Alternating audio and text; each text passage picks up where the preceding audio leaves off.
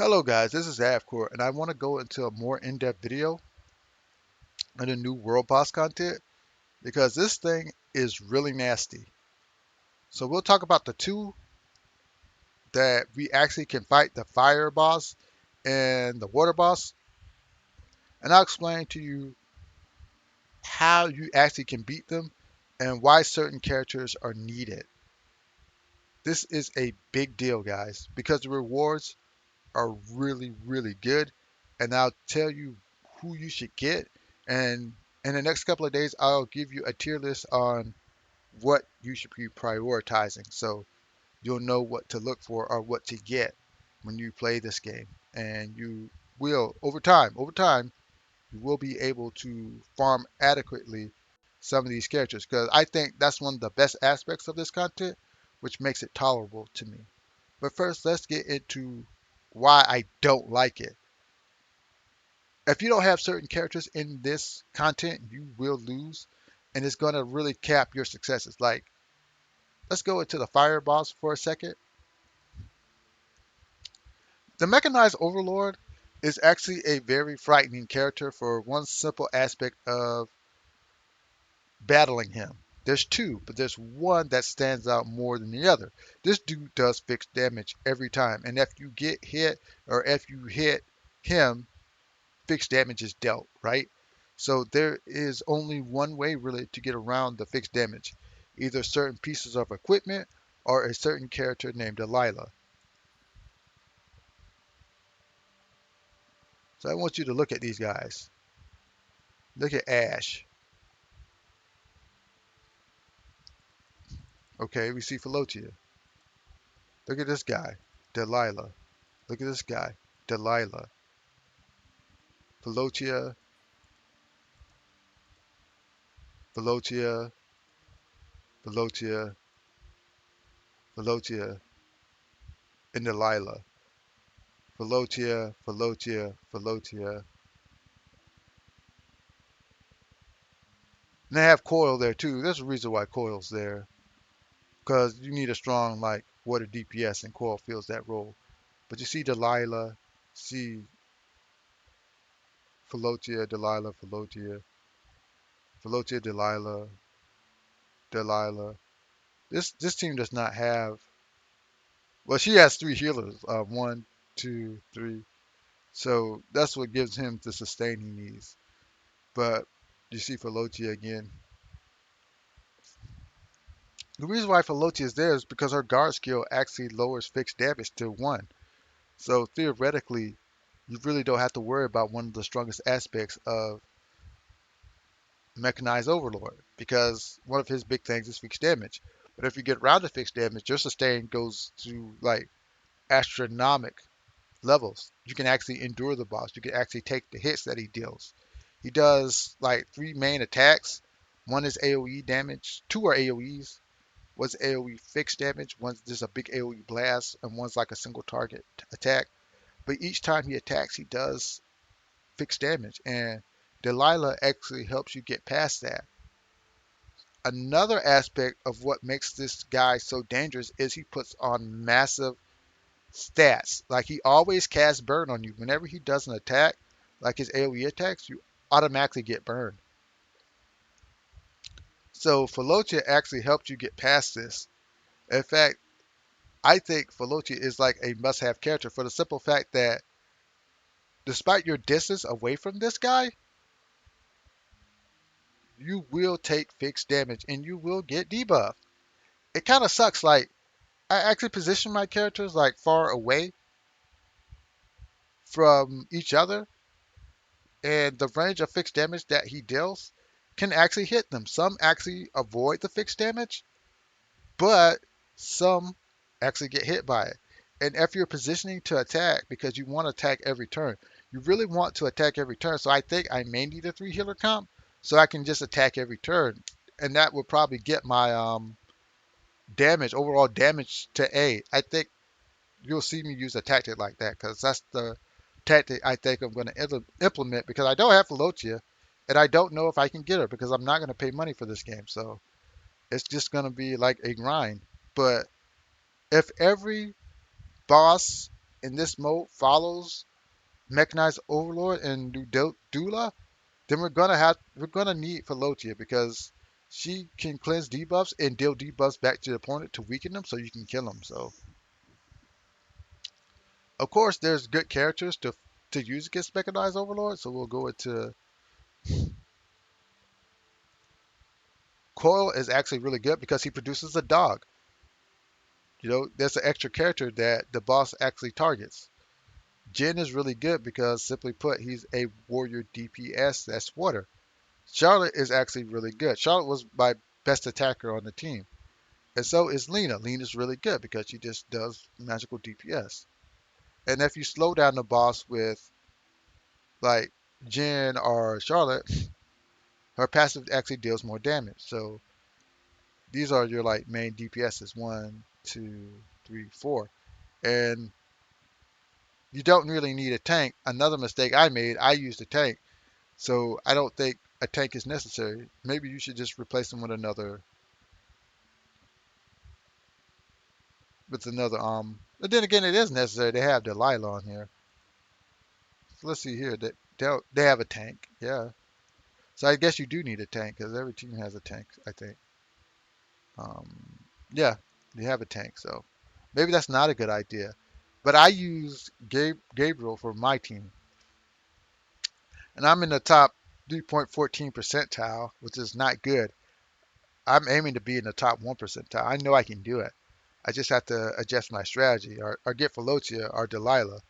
But I didn't know Delilah was going to be good in PvP and PvE. I didn't know that. I thought she was like a pure PvE character. But when you look at this content, she is like absolutely a must have. Or you get like either Catch or Delilah. And that's really insane to me that they're that required. But let's go look at the next guy. Nudula, we've already seen Nudula before. Nolda, we already seen Nolda before. But this character is insane. The thing that makes this character is insane is if he kills somebody, he gets to act again. So if he kills somebody, he gets to cycle his turn over and over again, and you're just like completely wiped. Another aspect of this character that is very, very, very busted is that he drops stats and he can actually put slow on you, making your healers and other characters vulnerable to any attack. And then the third thing he does is he spawns tentacles like crazy. Like if you hit him at a certain level, automatically he'll spawn tentacles, which kind of sucks because not only will he spawn tentacles when you damage him, he'll actually spawn tentacles for one of his special attacks. So sometimes you can find yourself swarmed, and if you lose your guard, your team can be easily wiped out. So there are some characters that perform better than others. Of course, there's green units. Like I used her. I don't have her at a high level, but Seminar actually did really well for me. Seminar did well. Uh, Richard did well. Yig did well, and so did the main character. They all did well for me. So that actually gives me hope that I can clear that one. And for some reason, they got away with using her. I don't know how he did that. Of course, he's good, but that's a lot of money, dude. For you to build a team like this, that's one, two, three, like really recent units. And this is like a semi-recent unit, like 4 months old. That's a lot of money, man. I don't see how you like really get that far without spending money. Like Richard again, that's a lot of money. This looks like the same team almost the same team, save for like Richard. I mean,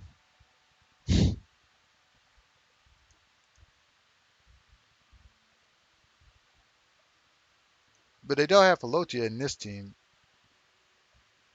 They don't have Pelotia in this comp. They do have Hazel, another tax character. So they have Pelotia in this team, which makes sense because Pelotia would really be good. And they have Krill. I mean, Krill's a very expensive character to build. And of course, they have Hazel, Krill. They have Yig, and they have like main character in Seminar. Excuse me. These are extremely hard characters to build because they require you to be at 9. So we can assume from their overall performance that these characters are ranked 9, man. That's really expensive. That's extremely expensive. Like, okay, Seminar, Krill, Capet. Capet I can understand. You ranking her up to 9 because she was like a Gen 1 character. So Richard, I can understand these two. But Krill and Hazel, that's really expensive. That's really expensive, man. Damn. Like, and you have him, he may not be at like 9, but you have Krill again, you have Yig. I mean, that's some of these teams are really expensive. And she gets past Hill Block, so I actually have her, so there may be some hope. And of course, you have Velotia, and they're still using, and even water. That scares me. That shows me that she's just that good. That this character is so good. She does have damage reduction in her kit, overall damage reduction in her kit. But that scares me to high hell, man. That means this character is overtuned, man. She's overcooked.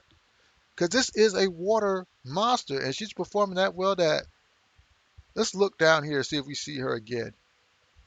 That's crazy. 13. That's crazy. That's crazy. Let's see if we see her again. That's crazy. That's absolutely crack. That she can actually perform against a water world boss. That's absolutely crack. I mean, that character's too overtuned, man. I should have summoned her, but I just didn't have the resources. I'm sorry, guys, but man, this game is getting really expensive. But I wanted you to see that there are ways to beat this. And I'm going to actually have to develop strategies on my own. I can't go like with what they're doing because I just don't have the money in order to do that. So I'm going to have to come up with some legit free to play strategies for us in order to beat this. But I will. But let's finish off about talk about the rewards. Like, why would you stress yourself out so much in order to do this content? But the rewards are pretty solid. I don't think these rewards are as important as these rewards. Like, when you look at it, even with the little performance that I have on the fireballs, I can at least get like roughly 7 shards. And 7 shards is hard to get. I mean, this is worth it, and that's why I'm going to come up with strategy for us. Because like this is really worth it, and this is actually Silva. They haven't released her yet, but that's Silva. But if you don't have Sigheart, go for Sigheart. Excuse me, because he's the best character out of these four. But I think it's worth it because fragments are so hard to get, characters are so hard to get that you're actually going to have to go into this content and fight for it. Like, of course, you're going to have to go for Charlotte. She's the best character. If you don't have Charlotte, you go for Charlotte. And after that is Catch out of water. So Capet is not really necessary. It's out of Richard in Seminar here. It'll be more comprehensive. Of course, it's of course, of course, all three of these are good, but it's Charlotte, it's it's Charlotte, Gabriel, then her. Out of Dark, I think this is yeah, that's Kabir, that's Peacock. Honestly, I had to say it would be Catherine. Catherine is really good. But yeah, the rewards are so solid. I honestly, these are really good, but I think we're gonna be able to get them in other ways, so I'm not really that concerned about it. The random SSR 5-star rune, yeah, that's kind of a must get because runes are so rare, and the gold is not a big deal. But these are like the prizes, man, for you to actually build characters from this form of content. I know they're old, but think about it. If you really play this game, you know how. scarce resources are. So I think this is really good. But anyways, I'm going to develop some strategies for this, and I'll let you know. And I'm going to show you some videos of me tackling the content. But if you like this content, have a like, give me a share, give me a subscribe. Let me know how I'm doing. You guys have a great one, and goodbye.